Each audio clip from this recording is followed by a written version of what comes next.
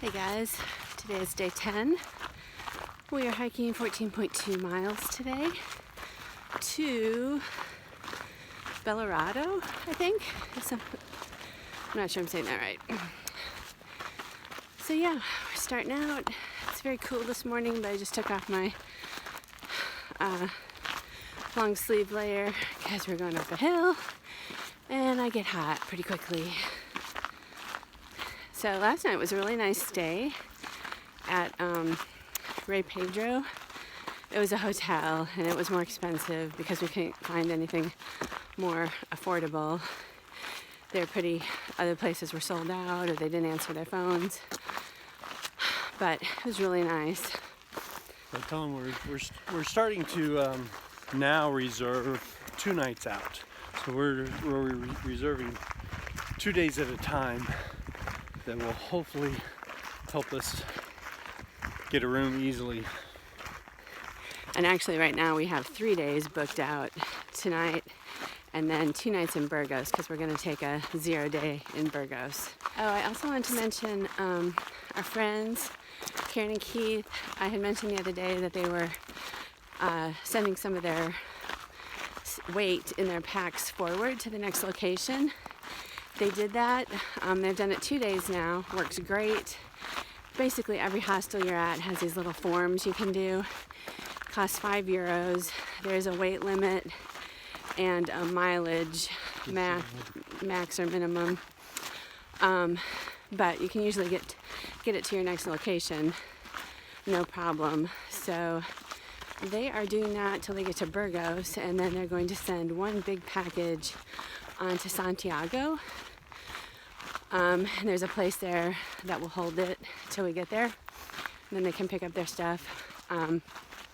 Yeah, they're going to be in Europe for like 3 weeks or 2 weeks after the end of their Camino walk. So they have a few more things they wanted to bring, and it was just making their packs really, really heavy. I don't know how much they weighed, but they looked really heavy.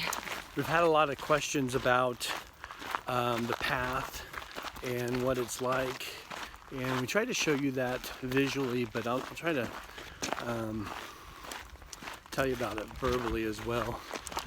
So the path is typically wide and groomed like a country farm road, and it's wide open. There's not many trees or anything to shade you from the sun. And so that the sun is constantly beating down on you. So that's challenging. You're walking through rural farmland, pasture land, vineyards, and it's beautiful, but it also can be monotonous. And there's pretty long stretches between towns. Once you get in a town, then there's always a monastery or a cathedral or an old church to see, and a cafe. Oh, water fountain. And water fountains. So it's interesting. The mountains on the Appalachian Trail were a daily struggle, a challenge, and that actually made the trail interesting. Right now we're just basically walking from town to town. And it's gorgeous, don't get me wrong, but there's a highway right now. There's a highway right now, yeah. We've mentioned how crazy busy it is out here on the trail. And, I guess, Jen was talking to a couple hostel owners, and July and September are the most busy times. We had read on various blogs, they must be old, and we chose September because we had read that there wasn't as many people out here. Anyway. And it was cooler. And it was cooler. Weather. And maybe it is, I don't know. Not this year though, weather's crazy. Anyway, so there are some strategies if you want to beat the crowds and you're here at a busy time. The 2 main guides that people use to walk the Camino de Santiago Francis are the Beardley guides and the village to village guide. We're using the village to village guide. It's a little more aggressive in the mileage than the Beerly. They take each day and call them a stage. So I think the Beerly guide has 34 stages or 33 stages to Santiago, and the village to village is 31. Anyway, so the stages are recommended town to town traverses for each day. And if you deviate from them, then you deviate from the crowds, because most crowds are going to be using one of those two guides.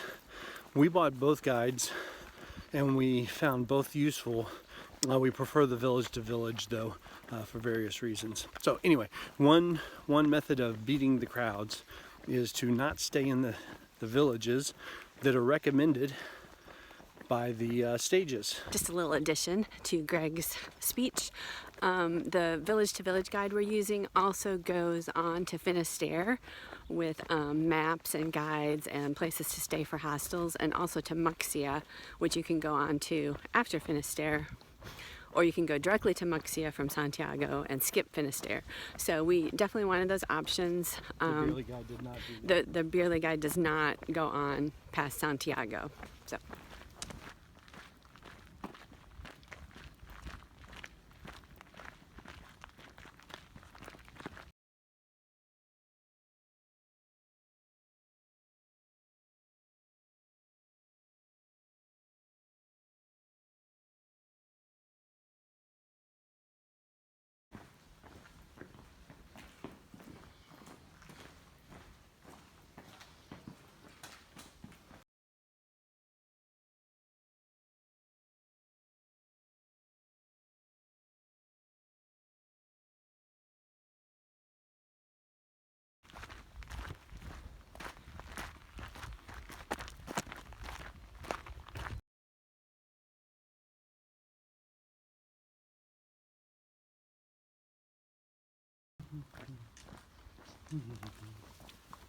Humming Greg.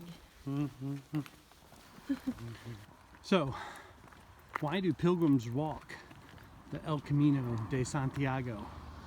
Well, in about 800, let's say 810 or 814, a bright star led a Galatian shepherd to a tomb.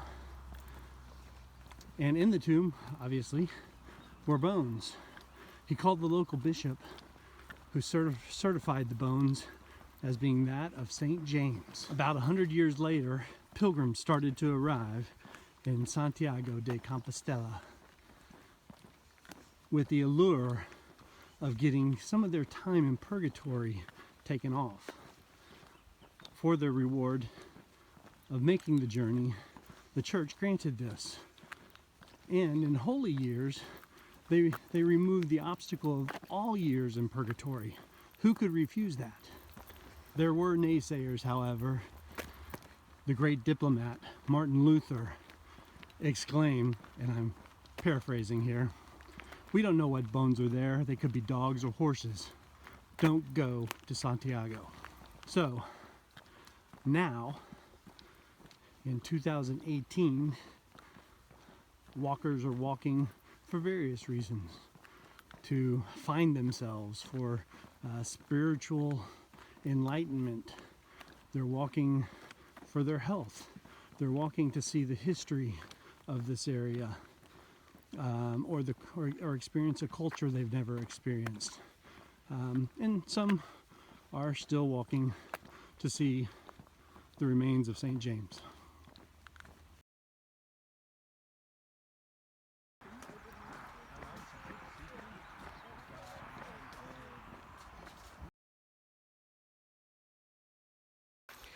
It's hot early today, 10:30, and just the direct sun is feeling really hot. Very.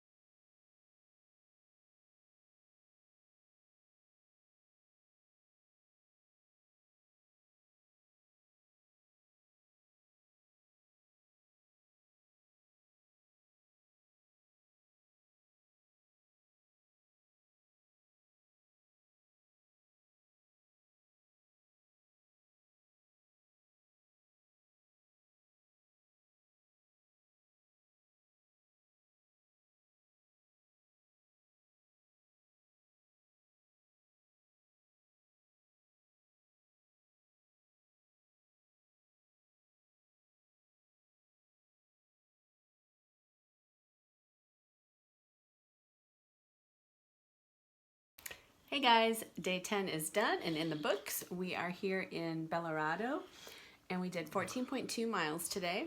Hot miles.